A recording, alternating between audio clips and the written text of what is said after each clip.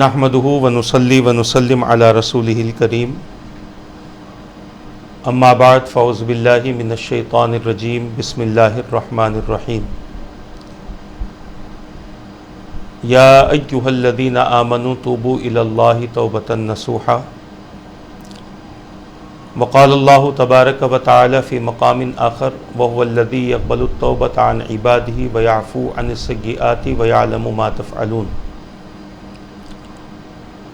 آمنت باللہ صدق اللہ العظیم وصدق رسولہ النبی الامین المختار الکریم ونحن علی ذلک لمن الشاہدین والشاکرین والحمد للہ رب العالمین اللہم صلی وسلم وبارک علی سیدنا و مولانا محمد وعلی آلہ واصحابہ وبارک وسلم صلاۃ و سلاما دائما علیک وعلی آلک واصحابک یا رسول اللہ صلی اللہ تعالی علیہ وسلم۔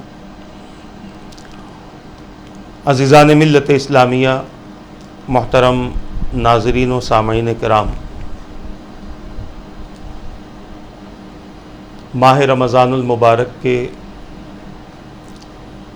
اس خصوصی پروگرام میں مختلف موضوعات پر تفصیلی طور پر آپ حضرات کے سامنے گفتگو کی جا رہی ہے۔ ہمارا سلسلہ وار جو موضوع چل رہا ہے اس کا تعلق توبہ کے ذریعے اللہ تبارک و تعالیٰ کی بارگاہ میں رجوع ہونے سے ہے۔ ایمان والوں کو اللہ تبارک و تعالیٰ نے ایسی توبہ کرنے کا حکم دیا جو بندے کو ہمیشہ کے لیے اللہ تبارک و تعالیٰ کی طرف رجوع کر دے۔ اسی ضمن میں آپ حضرات کے سامنے احادیث پاک، قرآن کریم کی آیتیں، احادیث پاک، اکابرین کے اقوال اور تاریخ کے ایسے واقعات کہ جس کے ذریعے ہماری زندگیوں میں کچھ انقلاب پیدا ہو، اس حوالے سے مسلسل گفتگو کرنے کی کوشش کی جا رہی ہے۔ آج بھی توبہ نصوح کے حوالے سے اور اللہ تبارک و تعالیٰ کی بارگاہ میں توبہ کرنے والوں کی کیفیت کے حوالے سے قرآن کریم کی آیتیں، احادیث اور اکابرین کے واقعات کی روشنی میں گفتگو کرنے کی سعادت حاصل کی جائے گی۔ سابقہ نشستوں میں جو گفتگو ہوئی اس میں یہی بتانے کی کوشش کی گئی کہ جو بندہ اللہ تبارک و تعالیٰ کی طرف رجوع ہوتا ہے اور اس کے رجوع ہونے میں اخلاص ہو، للہیت ہو، خشوع و خضوع ہو، تو پھر ایسا بندہ زندگی بھر کے لیے خدا کا محبوب بن جاتا ہے۔ قیامت کے دن اللہ تبارک و تعالیٰ کی بارگاہ سے اس کے لیے بے شمار نعمتیں، رحمتیں رہیں گی اور اس کا مقام عام بندوں سے الگ ہوگا۔ توبہ کہتے ہیں بندہ اپنے گناہ سے ندامت و شرمندگی کے ساتھ اللہ کی بارگاہ میں اس انداز سے رجوع ہو، پھر ساری زندگی اس چیز کا خیال تک اس کے اندر نہ آئے۔ بہت سارے اللہ تبارک و تعالیٰ کے بندوں نے اس قسم کی توبہ کی ہے۔ ہم اگر یہ سوچتے ہیں کہ ہم توبہ کرتے ہیں، پھر کچھ دن کے بعد شیطان کے شر میں گرفتار ہو جاتے ہیں، نفس کے دھوکے میں گرفتار ہو جاتے ہیں اور واپس پھر ہم سے گناہ ہو جاتا ہے، تو اگر ایسا کسی کے ساتھ ہو تو پھر سے توبہ کرے اور اللہ تبارک و تعالیٰ کی بارگاہ میں پھر سے رجوع ہو جائے۔ یہ اس وقت ہوتا ہے جب بندہ توبہ کرنے کے بعد اللہ تبارک و تعالیٰ کی بارگاہ میں مسلسل رجوع ہونے کی کوشش نہیں کرتا، کیونکہ جن بندوں پر خدا کی مہربانی ہوتی ہے اور جن بندوں کی توبہ قبول کر لی جاتی ہے، اللہ تبارک و تعالیٰ کی طرف سے ان بندوں کے لیے آئندہ گناہوں کے حوالے سے حفاظت ہوتی ہے، اور اسی سبب بندہ گناہوں سے بچا رہتا ہے۔ آج کی نشست میں ہم عرض کریں گے کچھ ایسے واقعات یا کچھ ایسی احادیث جس میں رسول پاک صلی اللہ تعالیٰ علیہ وسلم نے توبہ کی فضیلتیں بھی بیان فرمائی، اور جنہوں نے توبہ کی تھی اللہ تبارک و تعالیٰ نے انہیں کیا مقام، کیا عروج اور کیا کمال عطا فرمایا۔ اس حوالے سے انشاءاللہ چند باتیں آپ کے سامنے پیش کی جائیں گی۔ اللہ کے رسول صلی اللہ تعالیٰ علیہ وسلم نے بنی اسرائیل کے مختلف افراد کے توبہ کرنے والے کے واقعات بیان فرمائے کہ انہوں نے کس طرح سے توبہ کی، اور پھر اللہ تبارک و تعالیٰ نے ان کی توبہ کو قبول فرما کر ان پر کس طرح سے اپنی مہربانیاں کی ہیں۔ جب تک بندے گناہوں میں ملوث ہوتے ہیں، اللہ تبارک و تعالیٰ کی لعنت کا، اللہ کے غضب کا، اللہ کی لعنت کا اور عذاب عظیم کا شکار ہوتے ہیں۔ اور جب بندہ توبہ کرتا ہے تو اللہ تبارک و تعالیٰ اس توبہ کی برکت سے زندگی بھر اسے عمل صالح کی توفیق عطا فرماتا ہے، اور زندگی بھر اس بندے کو ہدایت نصیب فرما دیتا ہے۔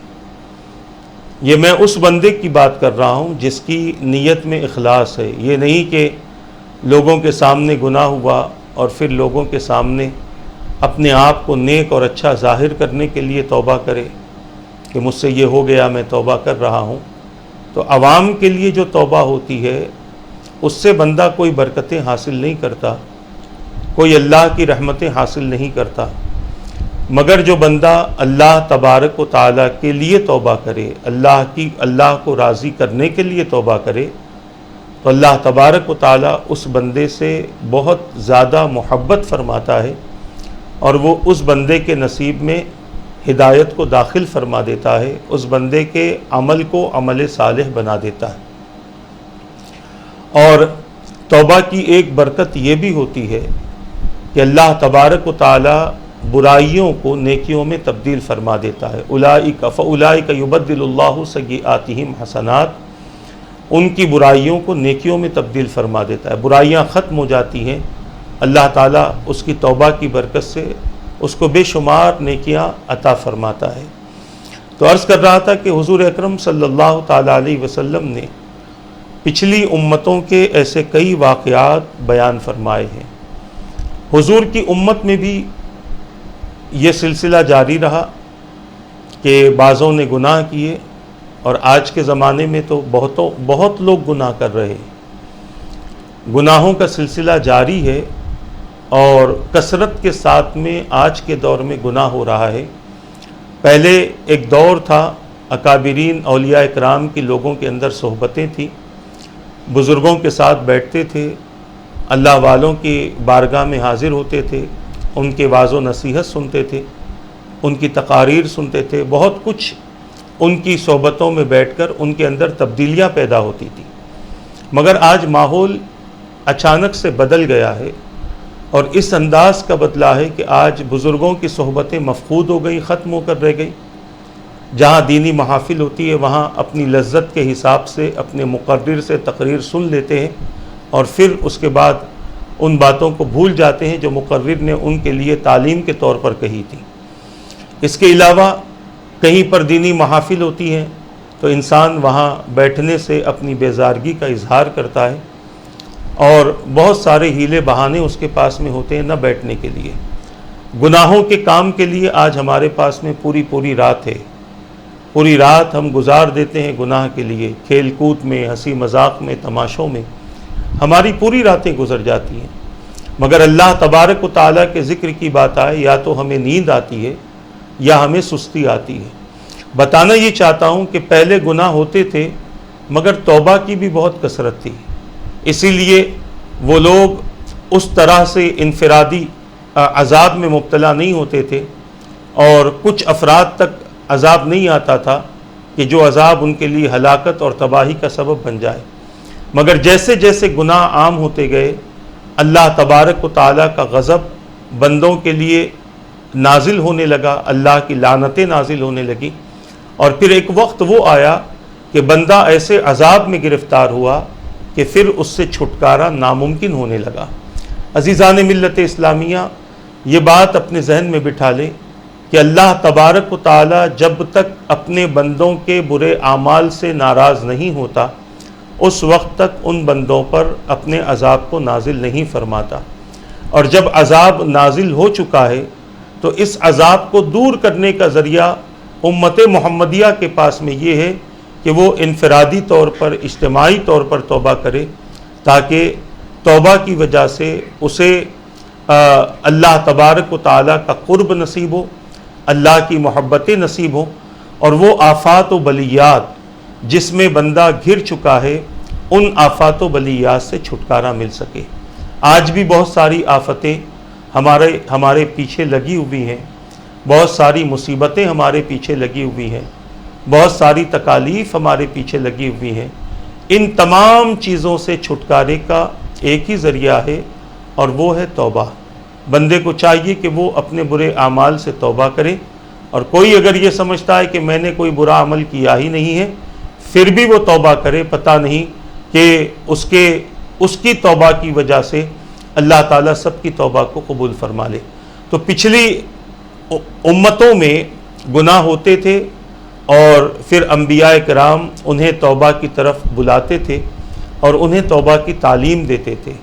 اس امت میں بھی اللہ کے رسول صلی اللہ تعالیٰ علیہ وسلم کے وصال مبارک کے بعد حضور اکرم صلی اللہ تعالیٰ علیہ وسلم کے دین کی ترویج و اشاعت کا ذمہ لینے والے صحابہ کرام ہوں، تابعین ہوں، تبع تابعین ہوں، اولیاء کرام ہوں، مجتہدین ہوں، ائمہ ہوں، اللہ کے صالحین بندے ہوں، علماء ہوں، کوئی ہوں جنہوں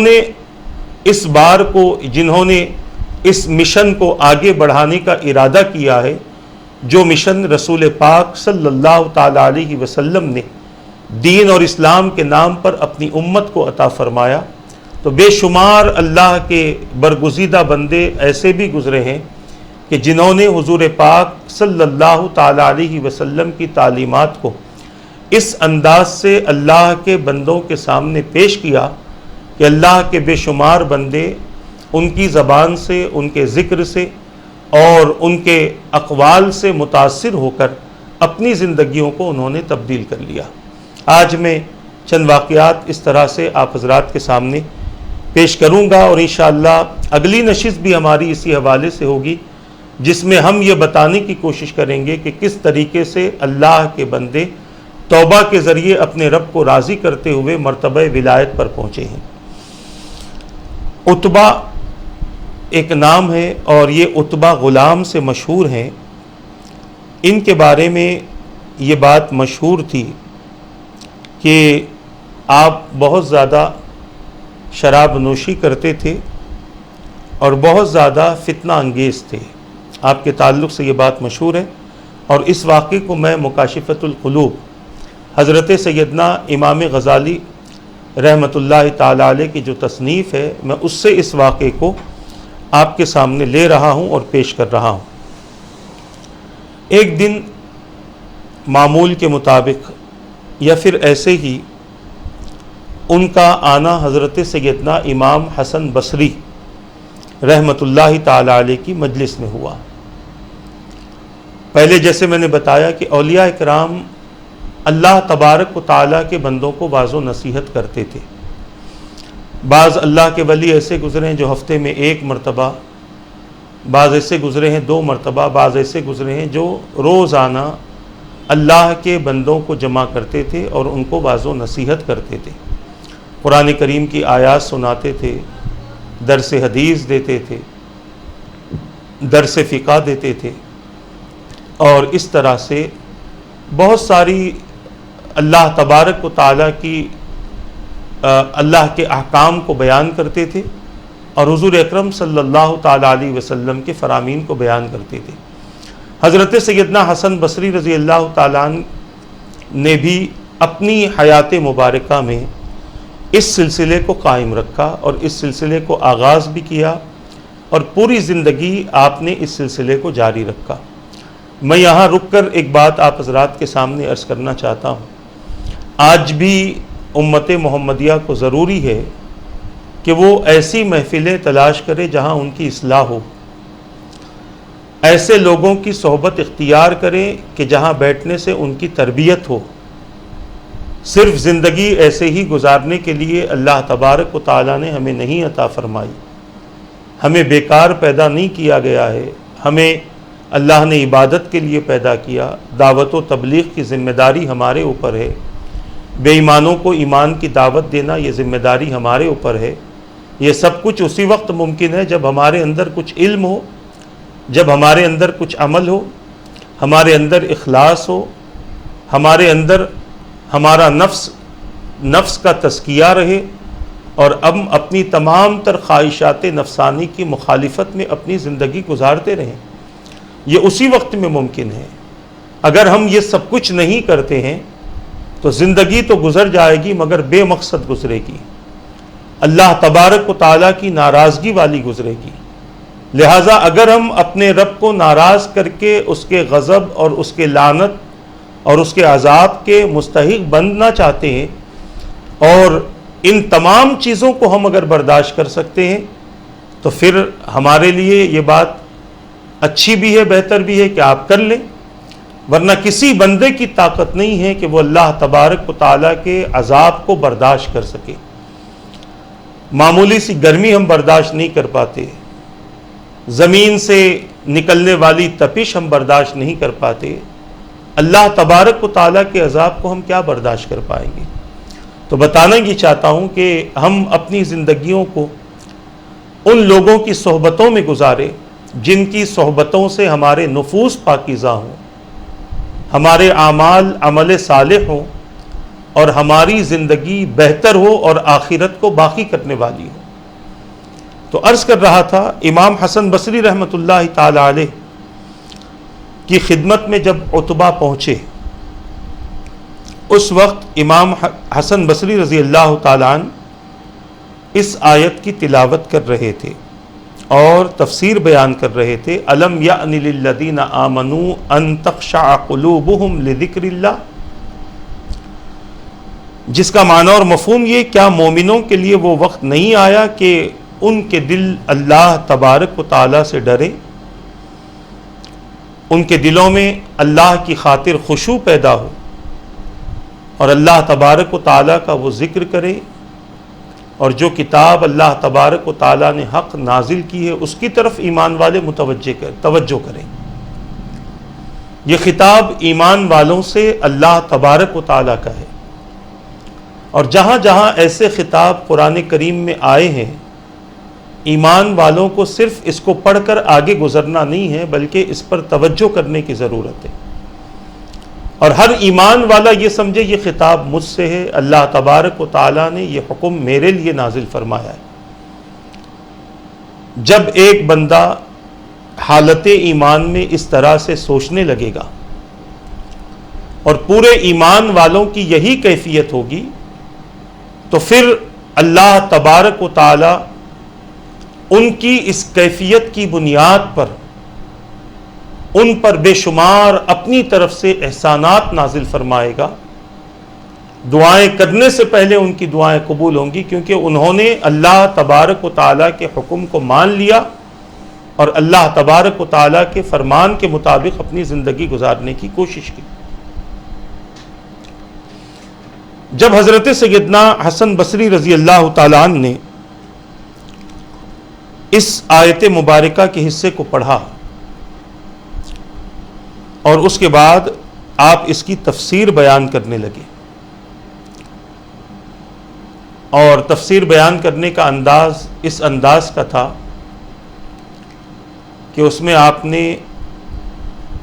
سابقہ لوگوں کے واقعات سنائے، سابقہ امتیوں کے واقعات سنائے، ان کی خشوع و خضوع کی کیفیات بیان فرمائی، ان کے خوف و خشیت کے واقعات سنائے، ان کے تقوی اور ان کی توبہ کی اس انداز سے باتیں کی کہ لوگ رونے لگے اور بہت زیادہ رونے لگے۔ اور اس درمیان میں ایک جوان مجلس میں کھڑا ہوا اور کہنے لگا کہ اے بندہ مومن، کیا مجھ جیسا فاسق و فاجر بھی اگر توبہ کر لے تو اللہ تعالیٰ توبہ قبول فرمائے گا؟ تو امام حسن بصری رحمۃ اللہ تعالیٰ علیہ نے فرمایا، ہاں، اللہ تعالیٰ تیرے گناہوں کو معاف فرما دے گا۔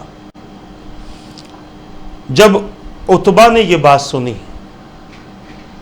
آپ کے سامنے میں نے عرض کر دیا کہ عتبہ کے اندر پہلے سے بہت زیادہ فتنہ تھا اور ایک الگ ماحول میں ان کی زندگی گزر رہی تھی جو بالکل شرارت والا ماحول تھا، اللہ کی نافرمانی والا ماحول تھا۔ جب یہ بات سنی ان کا چہرہ پیلا پڑ گیا اور کانپتے ہوئے چیخ مار کر بے ہوش ہو گیا۔ خوف خدا اس انداز کا طاری ہوا۔ بیان کرنے والے پر بھی ہوتا ہے کہ بیان کرنے والے کی زبان میں کیا تاثیر ہوتی ہے، ان کے اپنے اعمال پر بھی ہوتا ہے، اور دوسرا یہ بھی ہے کہ بیان کرنے والا تو بہتر ہو مگر سننے والے صرف سننے کی غرض سے بیٹھے، عمل کی غرض سے نہ بیٹھے، توجہ نہ دیں، باتوں کو یاد نہ رکھیں، تو پھر بیان کرنے والے کا بیان کرنا بے اثر ہو جاتا ہے۔ اسی لیے جس طریقے سے ہم دنیاوی چیزوں کو دل لگا کر، کان لگا کر سنتے ہیں، پھر اسے اپنے ذہن میں بٹھا لیتے ہیں، اور برسوں بعد بھی جب بات یاد آتی ہے تو آپ برسوں پہلے کی بات برسوں بعد بھی کرتے ہیں کہ ہم نے یہ سنا تھا، فلاں کے بارے میں ہم نے یہ سنا تھا، آج وہ پورا ہم نے دیکھ لیا۔ یہ ساری باتیں ہوتی ہیں۔ تو لہٰذا جب دنیاوی باتیں ہمارے ذہن و خیال میں بس جاتی ہیں، گھر کر جاتی ہیں، اور برسوں بعد بھی ہمیں وہ چیزیں یاد آتی ہیں، تو یہ تو وہ باتیں ہیں جن کا تعلق ہماری آخرت سے ہے۔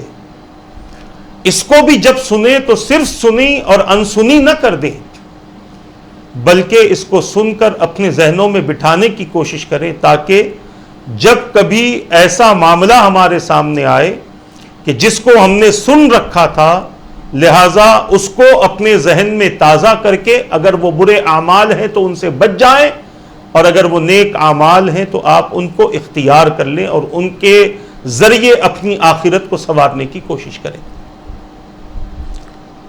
بہت سارے لوگ علماء پر تنقید کرتے ہیں کہ لوگ بگڑ گئے ہیں، آپ دیکھتے نہیں ہیں، تو لوگ سنتے بھی کہاں ہیں یہ بھی تو دیکھیں۔ جمعہ کی نماز میں سب سے اخیر میں پہنچتے ہیں، جب خطبے بھی شروع ہو جاتے ہیں، دوسری اذان بھی ہو جاتی ہے، عربی خطبہ بھی شروع ہو جاتا ہے، یہاں تک کہ امام کے کھڑے ہونے کا نماز کے لیے وقت آ جاتا ہے، تب لوگ پہنچتے ہیں، کچھ لوگ تو اس کے بعد پہنچتے ہیں۔ جب سنتے ہی نہیں ہیں تو پھر عمل کہاں سے ہوگا؟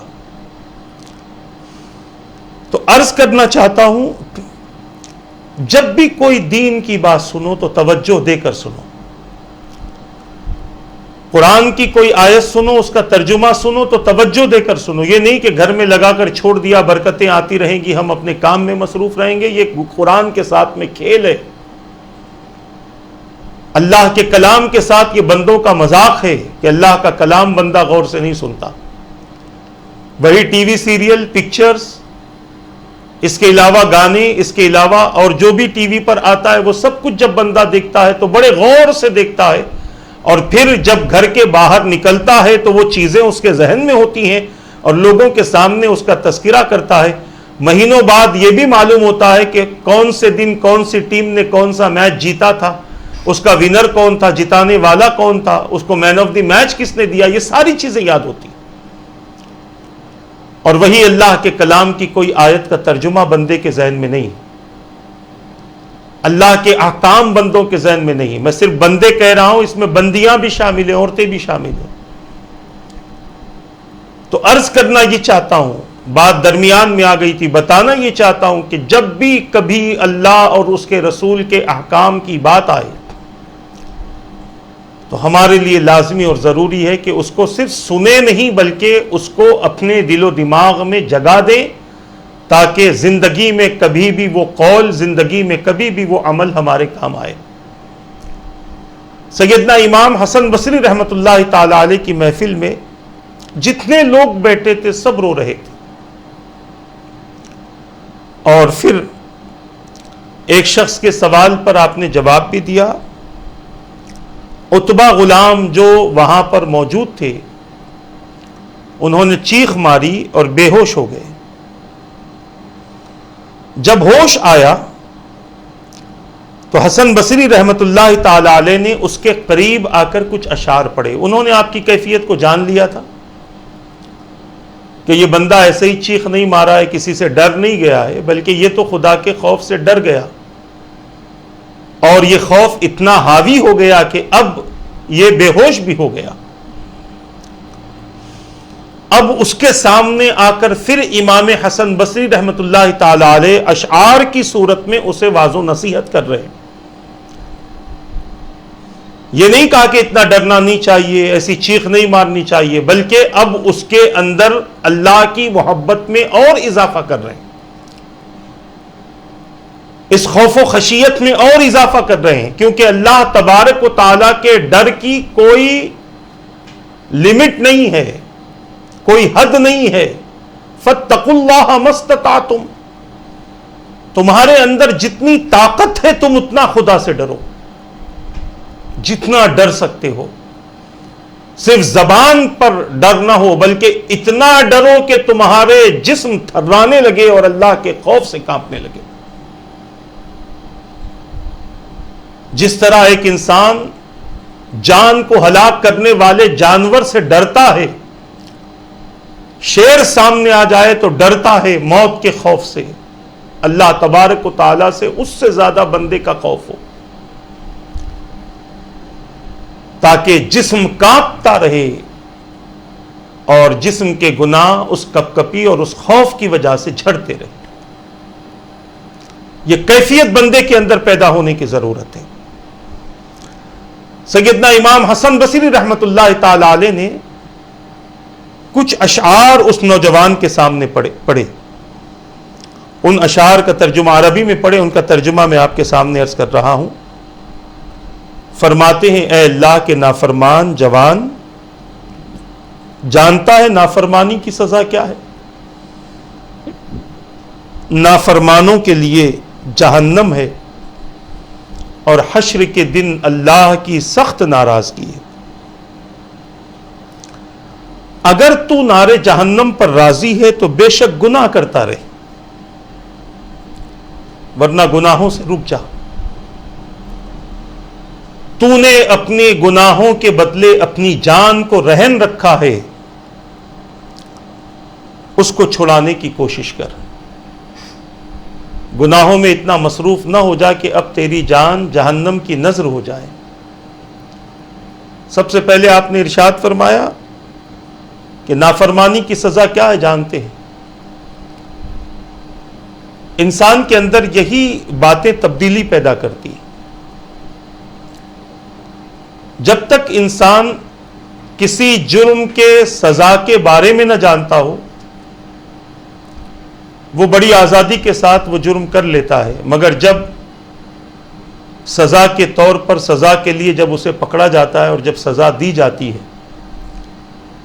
اور مختلف قسم کی سزائیں ہماری حکومتوں نے مجرمین کے لیے طے کر رکھی ہیں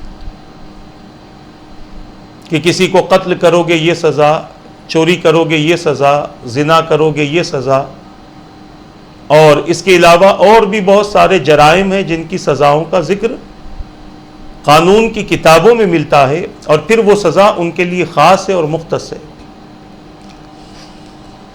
جب بندہ ایک مرتبہ سزا بھگت لیتا ہے اب اس کے اندر اس سزا کا خوف پیدا ہو جاتا ہے. اگر وہ سزا سخت تھی تو دوسری مرتبہ وہ بندہ وہ جرم نہیں کرتا، مگر جو اپنے لیے اس بات کو ٹھان لے کہ چاہے کچھ بھی ہو جائے میں یہ کر کے رہوں گا، تو پھر اس کا کوئی علاج نہیں۔ اسی طرح جب ہم اللہ تبارک و تعالی کے دین کو قبول کر چکے ہیں، تو جہاں ہم جنت کی نعمتوں کا تذکرہ سنتے ہیں اور جنت کے انعامات کو ہم محسوس کرتے ہیں، وہیں پر جہنم کی سزاؤں کو بھی مد نظر رکھا جائے۔ دنیا میں اللہ تبارک و تعالی نے 3 سزاؤں کا بہت زیادہ ذکر فرمایا۔ ایک سزا بندے کے لیے یہ ہے کہ اس کے گناہوں کے سبب اس پر اللہ کا غضب ہوتا ہے۔ دوسری سزا یہ ہے کہ اس کے گناہوں کے سبب اس پر لعنت ہوتی ہے۔ اور تیسری سزا یہ ہے کہ کثرت گناہ کے سبب اس پر اللہ کا عذاب نازل ہوتا ہے۔ یہ 3 سزائیں قرآن میں اس کا ذکر موجود ہے۔ وغضب اللہ علیہ ولعنہ وأعد له عذابا عظیما۔ یہ بندہ ایک بہت بڑا جرم کرتا ہے، کسی کو ناحق قتل کرتا ہے، تو اللہ تبارک و تعالیٰ نے اس کے لیے ان سزاؤں کا ذکر فرمایا۔ اور یہ سزائیں ان تمام بندوں کے لیے جو حرام کاری میں اپنا وقت گزارتے ہیں اور اللہ کی نافرمانی میں اپنا وقت گزارتے ہیں۔ دوسری 2 سزائیں اور ہیں جو قیامت کے دن بندے کو ملیں گی۔ وہ سزا یہ ہے کہ اللہ تبارک و تعالیٰ ان سے کلام نہیں فرمائے گا، اور نہ اللہ تبارک و تعالیٰ ان پر اپنی نظر رحمت فرمائے گا۔ یہ بھی ان لوگوں کے لیے ہے جو اللہ تبارک و تعالیٰ کی حرام کردہ چیزوں کو اپنے لیے جائز و حلال سمجھتے ہیں۔ کتنا بڑا نقصان ہے کہ ایک طرف اللہ کے غضب کا، اس کی لعنت کا شکار ہونا، پھر اس کے عذاب کا شکار ہونا۔ یہ سلسلہ تو دنیا میں چلتا رہے گا، مگر قیامت کے دن اللہ تبارک و تعالی جب بندے سے کلام نہیں فرمائے گا، اس کی طرف نظر رحمت نہیں فرمائے گا، تو جس طرح دنیا اس کی تباہ و برباد ہو گئی، اسی طرح اس کی آخرت بھی تباہ و برباد ہو جائے گی۔ اب بندے کے پاس میں کوئی راستہ ہی نہیں ہے کہ وہ اپنے آپ کو بچا لے اور اپنے آپ کو محفوظ کر لے، کوئی اس کے پاس میں راستہ نہیں ہے۔ عزیزان ملت اسلامیہ، تو میں عرض کر رہا تھا کہ سب سے پہلے بندہ جرم کرتا ہے تو اس کی سزا بھی جان لے۔ کوئی اگر یہ سمجھتا ہے کہ دنیاوی سزائیں مل گئی بس ہے، کافی ہے، نہیں، یہ دنیاوی سزائیں دنیاوی حساب سے ملی۔ دنیا کی سزا ملنے سے آخرت کی سزائیں معاف نہیں ہوتی۔ بندہ مومن تصور آخرت اور فکر آخرت میں جیا کرتا ہے، اور اسی فکر کے ساتھ میں وہ اپنی زندگی بھی گزارا کرتا ہے۔ اسی لیے امام حسن بصری رحمت اللہ علیہ نے فرمایا کہ اگر تو جہنم کی آگ پر راضی ہے تو بے شک تو گناہ کرتا رہے، جب تو خدا کے کہنے سے نہیں رکتا تو بندوں کے کہنے سے کیا رکے گا؟ جب خدا نے فرما دیا ہے کہ اے میرے بندے گناہوں سے بچ، شیطان کی اتباع سے اپنے آپ کو محفوظ رکھ، شیطان کے نقش قدم پر نہ چل، اس کی باتوں کو نہ سن، اس کے باوجود اگر بندہ اس طرح کے گناہ کرتا ہے تو پھر اللہ تبارک و تعالی کی سخت ناراضگی وہ مول لیتا ہے، اور پھر یہ ناراضگی اسے جہنم کی دہلیز تک پہنچا کر چھوڑتی ہے۔ جب آپ نے عتبہ کے سامنے یہ اشعار پڑھے، عتبہ نے جب یہ اشعار سنے پھر سے چیخ ماری، بے ہوش ہو گئے۔ اثر ظاہر ہو رہا تھا، اثر پیدا ہو رہا تھا. اور پھر جب ہوش آیا تو کہنے لگے اے شیخ، کیا مجھ جیسے بدبخت کی توبہ بھی رب کریم رب رحیم قبول فرمائے گا؟ تو حضرت سیدنا امام حسن بصری رحمۃ اللہ علیہ نے فرمایا کہ اللہ تبارک و تعالی گناہوں کو درگزر کرنے والا ہے، اور بندہ جب بھی جس حال میں بھی توبہ کرے اس کی توبہ کو قبول فرما لیتا ہے. اب اس وقت عتبہ نے اٹھ کر 3 دعائیں اللہ تبارک و تعالی کی بارگاہ میں کی. وہ 3 دعائیں کیا تھی؟ سن لے. اے اللہ، اگر تو نے میرے گناہوں کو معاف کر دیا اور میری توبہ کو تو نے قبول کر لیا ہے تو ایسے حافظے اور عقل سے میری عزت افزائی فرما کہ میں قرآن مجید اور علوم دین میں سے جو کچھ بھی سنوں اسے زندگی میں نہ بھلاؤں. یہ پہلی دعا انہوں نے کی. دوسری دعا کی کہ اللہ مجھے ایسی آواز عنایت فرما کہ میری قرأت کو سن کر سخت سے سخت دل بھی موم ہو جائیں. تیسری دعا انہوں نے کی اے اللہ مجھے رزق حلال عطا فرما اور ایسی جگہ سے مجھے رزق عطا فرما جہاں کا میرے اندر تصور بھی پیدا نہ ہو سکے. چونکہ ان کی توبہ سچی تھی، ان کا خوف و خشیت میں کسی قسم کی ریاکاری اور دکھاوا نہیں تھا. توبہ کی برکت سے اللہ تبارک و تعالی نے عتبہ کی 3 دعاؤں کو قبول فرما لیا. ان کا حافظہ بڑھ گیا، فہم و فراست بڑھ گئی، اور جب وہ تلاوت قرآن کرتے تو سننے والے گناہوں سے توبہ کر لیتے. ان کے گھر میں ہر روز 1 پیالہ شوربے کا اور 2 روٹیاں رزق حلال سے پہنچ جاتی، اور کسی کو معلوم نہ ہوتا کہ یہ کہاں سے آ رہا ہے، کون رکھ کے جا رہا ہے. اور یہ سلسلہ عتبہ کی پوری زندگی میں، حضرت عتبہ کی پوری زندگی میں اللہ تبارک و تعالیٰ کی طرف سے جاری تھا، اس لیے کہ وہ اپنی توبہ پر قائم تھے. تبھی اللہ تبارک و تعالیٰ کی نعمتیں انہیں مسلسل مل رہی تھی. توبہ کرنا یہ آسان ہے، توبہ پر قائم رہنا یہ مشکل ہے، اس لیے کہ توبہ کرنے کے بعد شیطان بہت زیادہ محنتیں اور اس بندے پر کوششیں کرتا ہے کہ پھر سے یہ گناہ کرے. نفس کی شرارتیں بڑھ جاتی ہیں،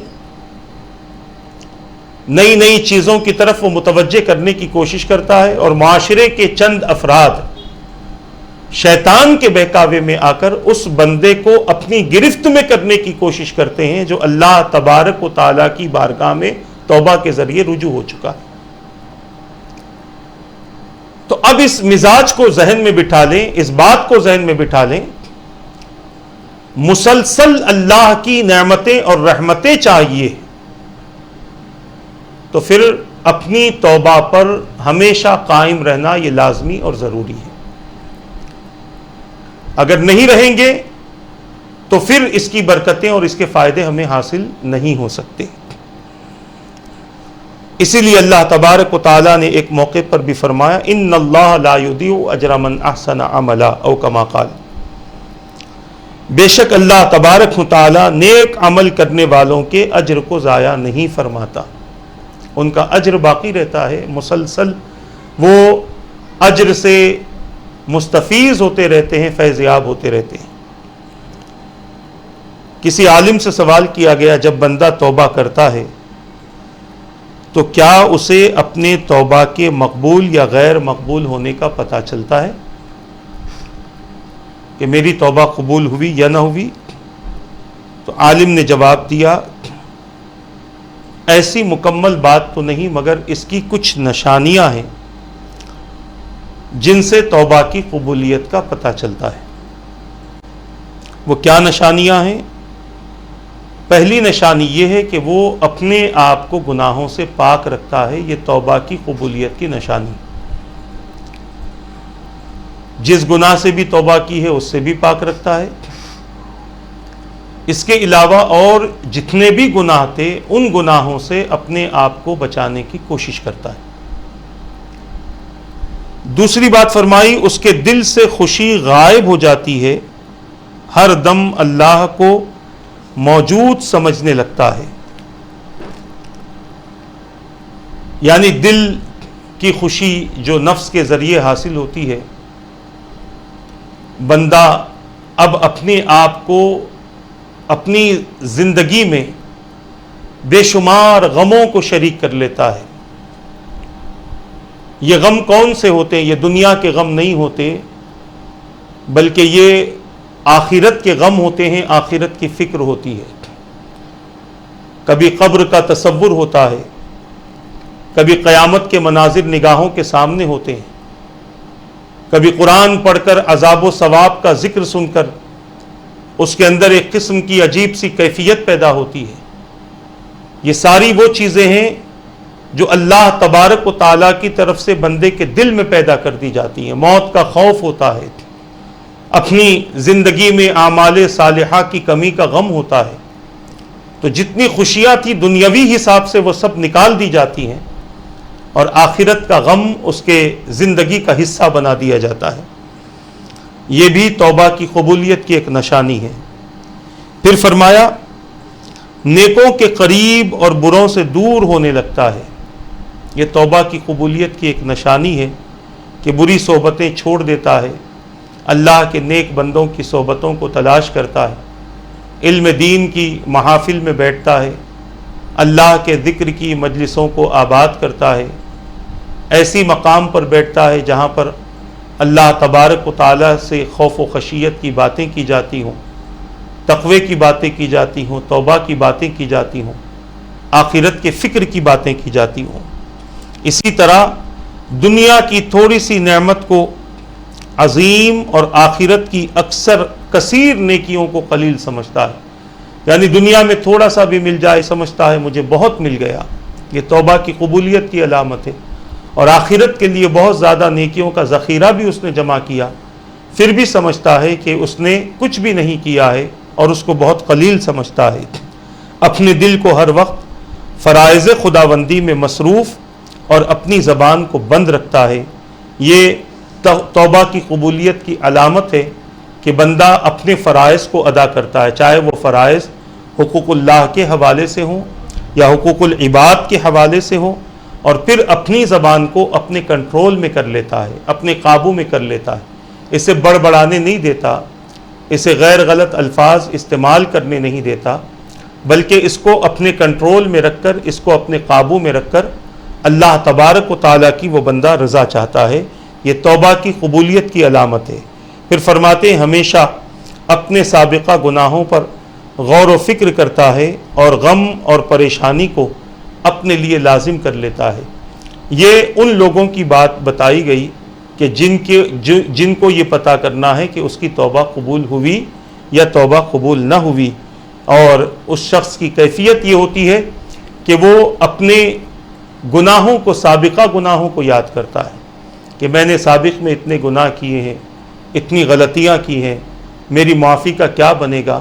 یہ ساری کیفیتیں، یہ ساری سوچ اس بندے کے اندر پیدا ہوتی ہے جس کو اللہ تبارک و تعالیٰ نے، جس کی توبہ کو رب قدیر نے قبول فرما لیا، اور پھر آئندہ زندگی کے لیے اللہ تبارک و تعالیٰ نے اس بندے کو گناہوں سے محفوظ کر لیا۔ لہٰذا اکابرین فرماتے ہیں، اور خود رسول اکرم صلی اللہ تعالیٰ علیہ وسلم نے بھی کئی موقع پر ارشاد فرمایا، جس کا مفہوم یہ ہے کہ توبہ کو بندہ اپنے اوپر لازم کر لے، کیونکہ توبہ کرنے والے سے اللہ تبارک و تعالیٰ محبت فرماتا ہے۔ چند ارشادات حضور اکرم صلی اللہ تعالیٰ علیہ وسلم کے آپ کے سامنے توبہ کے حوالے سے پیش کرنے کی سعادت حاصل کروں گا، تاکہ پتہ چلے کہ رسول اکرم صلی اللہ تعالی علیہ وسلم نے توبہ کی کیا عظمتیں اور کیا فضیلتیں بیان فرمائی ہیں۔ میرے آقا صلی اللہ تعالی علیہ وسلم ارشاد فرماتے، ایک مثال دے کر سمجھاتے ہیں کہ اللہ تعالیٰ اپنے توبہ کرنے والے بندے سے کس قدر خوش ہوتا ہے۔ میرے آقا فرماتے ہیں کہ رحمت خداوندی کو اس انسان کی توبہ سے زیادہ مسرت ہوتی ہے جو ہلاکت خیز زمین میں اپنی سواری پر کھانے پینے کا سامان لاد کر سفر کر رہا ہو اور وہاں آرام کی غرض سے رک جائے، سر رکھے نیند آ جائے، جب سو کر اٹھے تو اس کی سواری ساز و سامان کے ساتھ غائب ہو چکی ہو اور وہ اس کی جستجو میں نکلے، یہاں تک کہ شدت گرمی اور پیاس سے بدحال ہو کر اسی جگہ پھر وہ واپس آ جائے جہاں وہ پہلے سویا تھا، اور موت کے انتظار میں اپنے بازو کا تکیہ بنا کر لیٹ جائے۔ اب جب وہ جاگا، پہلی مرتبہ سواری رکھ کر جاگا تھا تو سواری غائب ہو گئی تھی، اب تلاش کر کے آیا، پھر جہاں سویا تھا وہیں سو گیا۔ اب جب وہ جاگا تو اس نے دیکھا کہ اس کی سواری ساز و سامان کے ساتھ اس کے قریب موجود ہے۔ اللہ تعالیٰ کو بندے کی توبہ اس سواری والے بندے کی توبہ سے اس سواری والے شخص سے بھی زیادہ خوشی ہوتی ہے جس کا سامان جاگنے کے بعد اس کو مل گیا۔ اس کو میں تھوڑا سا خلاصہ آپ کے سامنے عرض کر دوں تاکہ یہ بات آپ کی سمجھ میں آ جائے اور آپ اس کو اپنی زندگی میں لازم کرنے کی کوشش کر لیں۔ حضور نے ایک سوار کی مثال دی، ایک سواری کی مثال دی کہ ایک شخص سفر کر رہا ہے اور وہ ایسے جنگل میں ہے، ایسے بیابان میں ہے یا پھر ایسے مقام پر ہے کہ جہاں پر اس کے علاوہ کوئی اور ہے نہیں، اور اس کے ساتھ جو کچھ سامان ہے کھانے پینے کا، کپڑے، لباس، ضروریات زندگی، وہ اس سواری پر ہے جس پر وہ سوار ہے۔ چلتے چلتے تھک گیا سواری پر، کہیں موقع ملا کہ آرام کر لوں، اور آرام کرنے کے لیے وہ سویا ہی تھا کہ اس کی سواری کہیں نکل پڑی۔ اب ظاہر سی بات ہے کہ جب اٹھے گا بندے کو کھانے کی بھوک لگے گی، پانی کی پیاس لگے گی، ضرورت کا سامان اس میں تھا، کچھ ضرورت محسوس ہوگی سامان کی۔ جب اٹھا تو دیکھا سواری قریب نہیں ہے تو سوچنے لگا کہیں آس پاس گھوم رہی ہوگی، ادھر ادھر تلاش کیا، تلاش کرتے کرتے جب تھک گیا، پیاس کی شدت، بھوک کی شدت بڑھ گئی، اب آدمی کیا سمجھے گا کہ اب اسی حالت میں جبکہ یہاں کوئی دوسرا ہے نہیں، پینے کو پانی نہیں، کھانے کے لیے کھانا نہیں ہے، لہذا اب اس انسان کے پاس ایک ہی راستہ ہے، وہ یہی سوچے گا کہ اب میری موت مجھ پر آ جائے گی۔ پھر اللہ تبارک و تعالیٰ نے اس بندے پر نیند کو غالب فرما دیا۔ نیند کے غلبے کے بعد پھر جب اس کی آنکھ کھلی، آنکھ کھلتے ہی دیکھا کہ جو سواری گم گئی تھی، جس کو تلاش کرتے کرتے یہ تھک گیا تھا اور سمجھنے لگا کہ مر جاؤں گا، پھر سواری سامنے آ گئی، اس پر سارا سامان ویسے ہی موجود ہے جیسے اس نے لادا تھا۔ اب بتائیں اس انسان کی خوشی کا اندازہ کیا ہوگا، خوشی کا عالم کیا ہوگا، کتنا خوش ہوگا وہ بندہ، اور خوش ہو کر نہ جانے کیا کیا الفاظ استعمال کرے گا۔ اللہ کے رسول نے مثال دے کر سمجھایا کہ جو بندہ گناہوں کے بیابان میں بھٹک جائے، اپنی زندگی کو گناہوں میں مصروف کر لے، اور پھر اس کی زندگی میں ایک دن ایسا آئے جو اس کی تبدیلی کا وقت ہے، گناہوں سے معافی مانگنے کا وقت ہے، کچھ ایسے حالات اس کے بنے کہ اب وہ گناہوں کے ساتھ زندگی بسر کرنا نہیں چاہتا، اور جب وہ توبہ کرتا ہے تو جس انسان کو اس کا سامان ملنے پر جتنی خوشی ہوتی ہے کہ اب اس کی زندگی بچ گئی، اللہ تبارک و تعالی اپنے اس بندے سے اس سے زیادہ خوش ہوتا ہے جس نے توبہ کر کے اپنے آپ کو جہنم کے عذاب سے بچا لیا۔ یہ اللہ تبارک و تعالیٰ کی طرف سے اظہار خوشی ہے اپنے بندوں کے لیے. آپ کی توبہ سے شیطان بھلے ناراض ہو، نفس بھلے ناراض ہو، معاشرہ بھلے ہی ناراض ہو، مگر میرا رب توبہ سے راضی ہوتا ہے. اسی لیے اللہ تبارک و تعالیٰ کی بارگاہ میں توبہ کرو، اللہ کی بارگاہ میں گریہ وزاری کرو. اسی طرح میرے آقا صلی اللہ تعالی علیہ وسلم ارشاد فرماتے ہیں، اللہ کے رسول صلی اللہ تعالی علیہ وسلم نے ارشاد فرمایا، اللہ تعالیٰ کا دست رحمت رات کے وقت گناہگاروں کے لیے صبح تک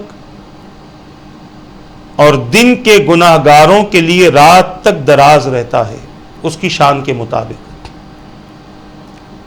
اللہ تعالیٰ اپنے دست رحمت کو دراز، دست کہتے ہیں ہاتھ کو، اللہ تعالیٰ ہاتھ پیر وغیرہ سے پاک ہے. ایک مثال دینے کے لیے سمجھایا جاتا ہے، ورنہ ان چیزوں سے رب قدیر پاک ہے. اپنی شان کے مطابق اگر کہہ دے تو بات پوری ہو جائے گی. اپنی شان کے مطابق اپنے دست رحمت کو اللہ تعالیٰ رات کے گناہگاروں کے لیے صبح تک اور دن کے گناہگاروں کے لیے رات تک دراز رکھتا ہے کہ کوئی رات کا گناہ کرنے والا صبح ہونے سے پہلے پہلے توبہ کر لے، اور دن کا گناہ کرنے والا رات ہونے سے پہلے پہلے توبہ کر لے. اور یہ سلسلہ میرے آقا فرماتے ہیں اس وقت تک رہے گا جب تک مغرب سے سورج طلوع نہ ہو جائے، اور جب تک توبہ کا دروازہ بند نہ ہو جائے، یعنی قیامت تک اللہ تبارک و تعالی اپنے بندوں کی توبہ قبول فرمائے گا جب تک کہ سورج مغرب سے طلوع نہ ہو جائے اور جب تک کہ توبہ کا دروازہ بند نہ ہو جائے.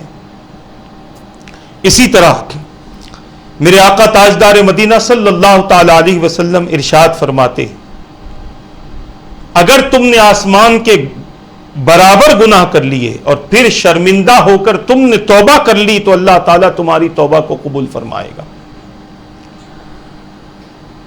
آسمان کی وسعت ہمیں پتہ ہے کتنی ہے، اسی طرح ہمیں یہ بھی نہیں پتا ہوتا کہ ہم چھوٹا گناہ کرتے ہیں تو اس گناہ کی وسعت کتنی ہے، اس گناہ کی چوڑائی کتنی ہے. کیونکہ ہم جب گناہ کرتے ہیں تو ان گناہوں کا تذکرہ جب لوگوں کے سامنے کرتے ہیں تو جب وہ گناہ کرتے ہیں تو ان کے کیے ہوئے گناہ بھی ہمارے نام اعمال میں لکھے جاتے ہیں، کیونکہ اس کا ذریعہ ہم بن گئے. عزیزان ملت اسلامیہ، ایک طویل حدیث مجھے یاد آتی ہے، انشاءاللہ میں آئندہ نشست میں اگر یاد رہا تو میں آپ کے سامنے عرض کروں گا. تو انسان اگر اتنے گناہ کر لے جتنا آسمان ہے، آسمان کی وسعت کے برابر بھی بندہ گناہ کر لے اور پھر وہ شرمندہ ہو کر توبہ کرتا ہے، ندامت کے ساتھ رجوع اللہ ہو کر توبہ کرتا ہے، تو اللہ تعالیٰ اس بندے کی توبہ کو ضرور قبول فرماتا ہے. اسی طرح میرے آقا صلی اللہ تعالی علیہ وسلم نے ارشاد فرمایا، آدمی گناہ کرتا ہے پھر اسی گناہ کے سبب جنت میں داخل ہوتا ہے. عجیب بات ہے، اس کو صحیح طور پر سن لیں. آدمی گناہ کرتا ہے پھر اسی گناہ کے سبب جنت میں داخل ہوتا ہے. صحابہ نے پوچھا حضور وہ کیسے؟ آپ نے فرمایا گناہ کے فوراً بعد اس کی آنکھیں بارگاہ رب العزت میں اشک بار ہو جاتی ہیں اور یہی اشک بار ہونا اس کے گناہوں کا کفارہ بن جاتا ہے. وہ گناہ نیکی میں تبدیل ہو جاتا ہے اور وہ بندہ دوزخ سے جنت میں چلا جاتا ہے. یہ اللہ تبارک و تعالیٰ کا کرم ہے اپنے بندوں کے لیے. ایک موقع پر حضور نے فرمایا ندامت گناہوں کا کفارہ ہے. کوئی گناہ سرزد ہو جائے، نادم ہو جاؤ، مگر یہ نہیں کہ بار بار ارادہ یہی رکھو کہ ہم بار بار گناہ کرتے رہیں گے، نادم ہوتے رہیں گے. تو یہ چیز غلط ہے، یہ سوچ اور یہ فکر غلط ہے. ایک موقع پر میرے آقا نے فرمایا گناہوں سے توبہ کرنے والا ایسا ہی ہے جیسے اس نے کوئی گناہ کیا ہی نہیں. یہ گناہوں سے توبہ کرنے والے کی فضیلت میرے آقا صلی اللہ تعالی علیہ وسلم نے بیان فرمائی. آخری بات آپ کے سامنے عرض کر دوں، اور یہ سلسلہ انشاءاللہ ابھی جاری رہے گا تاکہ ہمارے پاس یہ صحیح معلومات پہنچ جائیں توبہ کی فضیلت کے حوالے سے، اور ان لوگوں کا ہم تذکرہ بھی کریں گے جنہوں نے توبہ کے ذریعے اپنے رب کو راضی کیا اور مقام ولایت پر فائز ہوئے۔ حضور کی خدمت میں ایک حبشی حاضر ہوئے، عرض کی یا رسول اللہ صلی اللہ علیہ وسلم، میں خطائیں کرتا ہوں، کیا میری توبہ قبول ہوگی؟